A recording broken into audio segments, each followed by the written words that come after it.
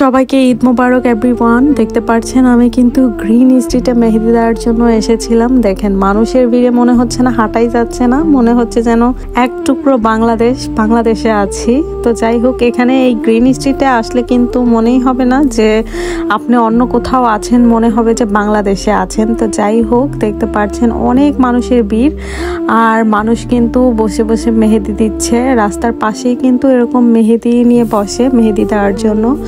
আপনি সিম্পল করে দিলে মেহেদি 5 পাউন্ড করে রাখে, আর যদি আপনি গর্জিয়াস করে মেহেদি পরেন তাহলে কিন্তু 10 পাউন্ড করে রাখে। আমি যেহেতু রাতের বেলায় মেহেদি দিয়ে এসেছিলাম, আমরা ভেবেছিলাম এবার রোজা 30টা হবে, এর জন্য ওরকম কোনো প্রিপারেশন নিয়ে হঠাৎ করে শুনতে পেলাম যে নাকি আজকে মানে ওই দিনই চাঁদ রাত। আমি আবার সকাল সকাল পার্লারে গিয়েছিলাম, তো যেহেতু জানেনি যে আমি ভেবেছিলাম যে 30টা রোজা হবে। তো যাই হোক, 30টা রোজা এবার হয়নি, 29 রোজা হয়েছে।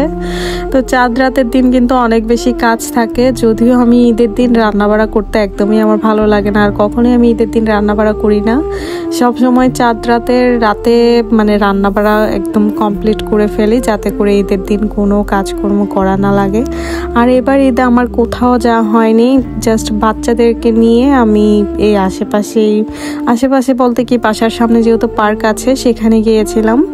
তো যাই হোক, ঈদের দিন আমার এমনিতেও কোথাও যেতে ভালো লাগে না, এর জন্য আর তেমন কোথাও যাওয়া হয়নি। আর একা একা ঈদ তো একদমই ভালো লাগে না, পরিবারের সবাই একসাথে ঈদ পালন করলে সেটার আনন্দই অন্যরকম। তো যাই হোক, আমি আমার বাচ্চাদেরকে নিয়ে অনেক বেশি আনন্দ করেছি ঈদের দিন। ঈদের ড্রেস কেনা হয়, বাট কয়েক বছর ধরে ঈদের ড্রেস পরা হয় না ঈদের দিন।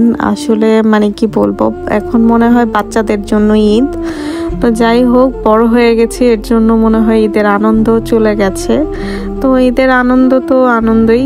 তো যাই হোক, দেখতেই পারছেন আমি কিন্তু গ্রিন স্ট্রিটে ঘুরঘুর করছিলাম আর হাঁটাহাঁটি করছিলাম, দেখছিলাম কে কেমন করে মেহেদি পড়ছে। এই মেহেদি কিন্তু আমি রাতে দিয়েছিলাম, বাট এত বেশি ঠান্ডা লাগছে, ওইখানেই আমার মেহেদি শুকিয়ে গেছে। বাসায় এসে দেখি যে আমার মেহেদি একদমই শুকিয়ে গেছে। তো বাসায় আসার কিছুক্ষণ পরেই মেহেদিগুলো উঠিয়ে ফেলেছিলাম, আর মেহেদির কালারও মোটামুটি ভালোই এসেছিল। আর বাসায় আসার পরে আমি রান্না বাড়া করেছি, সেমাইগুলো রান্না করে রেখে দিয়েছি আগেই, তারপরে রোস্ট পোলাও এগুলা রান্না করেছি। প্রতি বছর সেমাই না রান্না করলেই হয় না, কারণ ঈদের দিন সকালে উঠেই কিন্তু সেমাইটা আগে খায় মানুষ। তো এর জন্য আমি রাতের বেলায় সেমাই রান্না করেছি। আর এই সেমাইটা এভাবে রান্না করে দেখবেন, খুবই ভালো লাগে। জাস্ট মানে সেমাইটাকে টেলে তারপর একটু গরম পানি দিয়ে একটু সিদ্ধ করে তারপরে দেন এভাবে রান্না করে দেখবেন, খুবই মজা লাগে। আর নারিকেল দিলে তো আরো বেশি মজা হয়, বাট আমার বাসায় নারিকেল ছিল না, আর নারিকেল নিয়ে আসছে অনেক পরে, এর জন্য আর দিতে পারিনি। তো যাই হোক, তো নারিকেল দিলে এই সেমাইটা অনেক বেশি মজা হয়। আর এই সেমাইটা আমার আম্মুর কাছ থেকে শিখেছি, আমার আম্মু সবসময় এইভাবেই রান্না করে সেমাইটা। আর দেখতেই পাচ্ছেন 2 ধরনের সেমাই রান্না করেছি, আর সেমাইগুলো আমার কাছে খুবই ভালো লাগে। এই